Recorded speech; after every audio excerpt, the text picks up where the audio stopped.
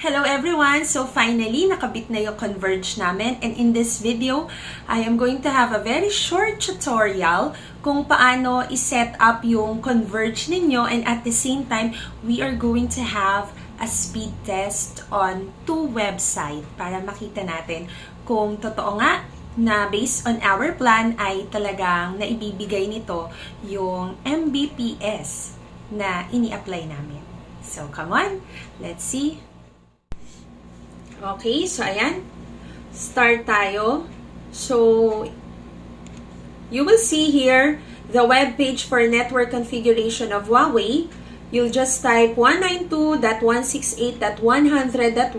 Mariredirect na kayo to this web page. So, you type in here, root, and then, ayan yung password. Log in. So, there's a very simple way on how you are going to personalize your Wi-Fi name. So, click natin itong fast setting. Once na na-click yung fast setting, mariredirect ka naman dito sa part ng web page na to. Welcome to Huawei ONT for connecting you to your family and friends. So, Wi-Fi configuration, eto na yan. Set the Wi-Fi name and password. Very generic yung nakalagay dito, no? 5G Wi-Fi name, Huawei. Tapos, ayan. Yan yung usual talagang nakalagay to all routers na ibinibigay and to all the Wi-Fi na ipinoprovide ng Converge FiberX. So, palitan natin yung Wi-Fi name para mas personalize siya. Gawin natin na, ayan, Conculits. Okay? Tapos, yung password natin, please subscribe. Yan. Tapos, click next. After that, hindi na natin, pag ito yung napuntahan ninyo na webpage, yung account management, ang babaguhin nyo naman dito is yung password ni root. Diba? Ang password niya is admin HW. Ang question, gusto nyo pa bang baguhin yung password nito? Yung upon entering the web page, gusto nyo pa bang baguhin? So, kung gusto nyo baguhin yon, bigyan ko lang kayo ng sample ha, pero in my case, I will not change. So, sulat nyo dito, root, tapos yung password nyo kanina na admin HW, tapos kung magno-nominate kayo ng panibagong password, type nyo lang dito. So, new password. Tapos, of course, confirm new password. Pero sa case ko naman, hindi ko naman gusto talagang palitan yung password ni root.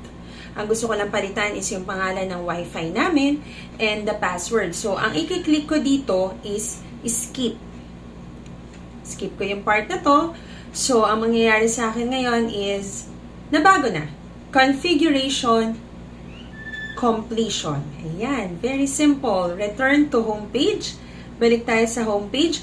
Pero since nagbago tayo ng password, you will see here na nawalan tayo ng connection kasi nabago yung name, nabago rin yung password. Okay? So, ang gagawin natin, ayan, no internet connection na tayo.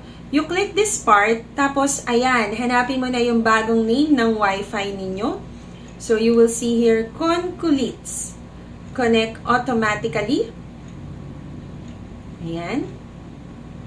Connecting, of course. Hihingan ka na niyan ngayon ng bagong password. So, yung password natin is please subscribe. Ayan. Tapos, next mo. Verifying and connecting. Bine-verify niya ngayon. Ayan, connected.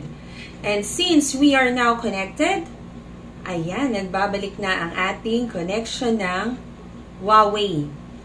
So, since sabi ko nga po, our Huawei internet connection is new. Ayan, nag-explore pa po kami. We will be having a speed test. But by the way po, if say for example, nagbago po kayo ng password, binago ninyo yung Wi-Fi name ninyo, and very unfortunate, nakalimutan ninyo yung inilagay nyong password. So, all routers has reset button. Ayan, yun ang pipindutin nyo. Once na reset nyo yun, babalik siya to the original and to its default Wi-Fi name and default password. Okay, so for this time naman po, we are going to do the speed test. So, try natin yung fast.com internet speed test. Ayan. So, in this case, dahil si Huawei yung connected, itatry niya ngayon na speed test si Huawei. Try natin.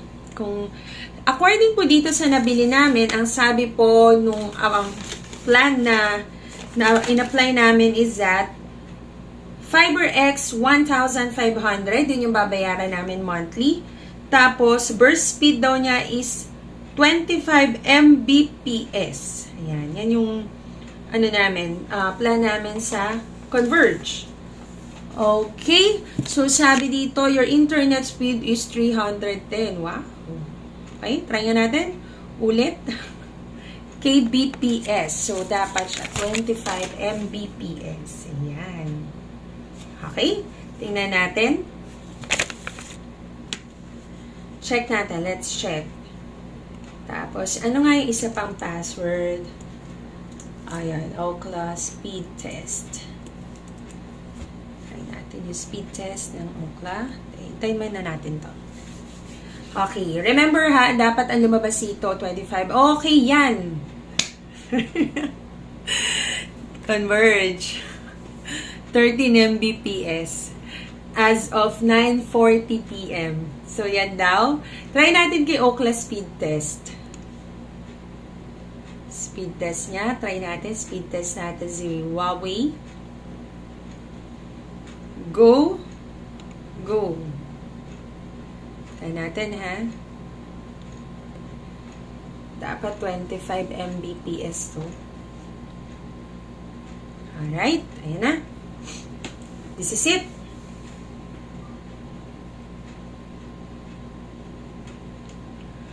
Okay.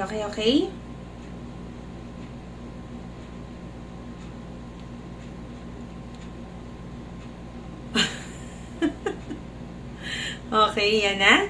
Sabi dito is 161 ping.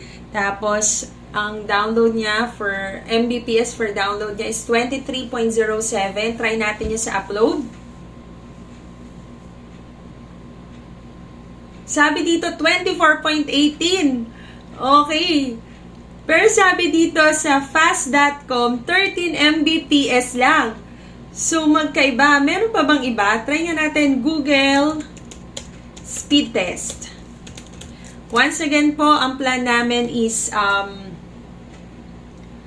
plan namin ay 25 Mbps. Ayan. Try natin to. Available in Google Chrome. Hindi ba ako naka-Google Chrome? Yan.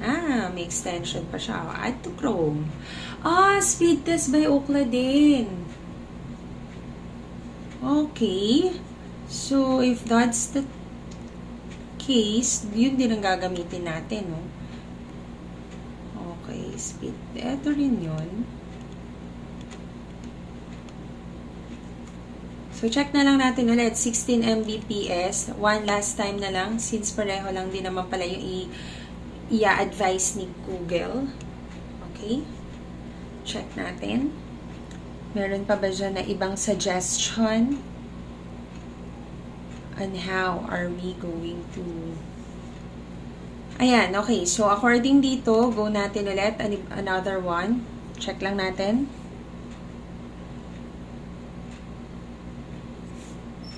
Speed test, tapos sa fast.com. Ulit-ulit lang. Try lang natin, no?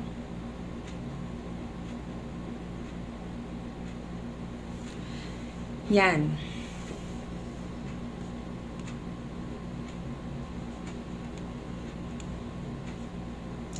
Okay, so, yan.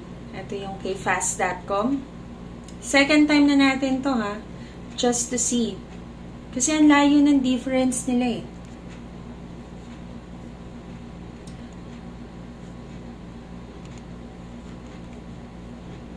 Okay. So, consistent naman si speedtest.net by Ookla na 23.27, 24.30. Okay. So, si fast.com na lang last before we end this video. Tingnan natin. Kasi kanina ang layo nung difference nila. 16, tapos yung isa 24, 23. Check natin dito. Ang plan namin is plan 1,500. Alright. So, yan. Anyway, regardless of whatever is the result of the speed test, all I can say is thank you very much, Converge. Thank you for saving us. And I'm hoping that during my online class, hindi na ako madi-disconnect. So, for those who are planning to buy Converge and for those who are just looking on how to personalize and how to set up their Converge, I hope that this vlog helps you a lot. Now, if you have learned something about this vlog, please don't forget to click subscribe, like this video, and share. So, thank you very much and God bless. Bye!